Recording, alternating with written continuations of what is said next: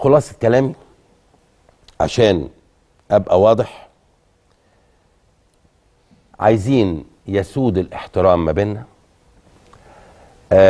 اللي بيستخدموا تويتات كل شويه يهدوا شويه يهدوا شويه.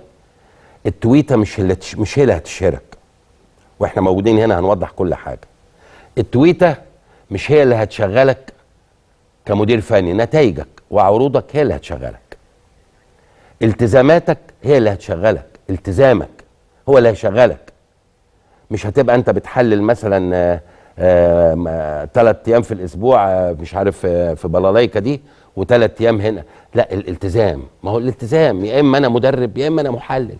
احنا هنا السنه اللي فاتت كابتن فاروق جعفر لما حب يشتغل في التدريب قلنا له جمله واحده، قلنا له يا كابتن، هو يشهد على هذا، قلنا له يا كابتن ما ينفعش ابدا حضرتك تبقى مدرب ومحلل. ليه؟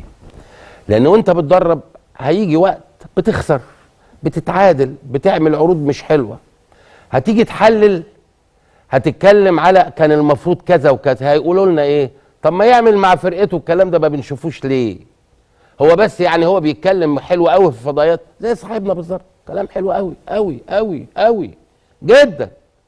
وشوكوبيش ولما يجي من ناحيه الشمال لازم كوكو كوكو يروح في اليمين، يقوم عاملها له اوفرلاب فيطلع من ورا. الكلام اللي هو اسطمبات اللي احنا عارفينها وحافظينها، اتحفظت خلاص، يعني ما بقاش حد يطلع عليه الكلام ده كله.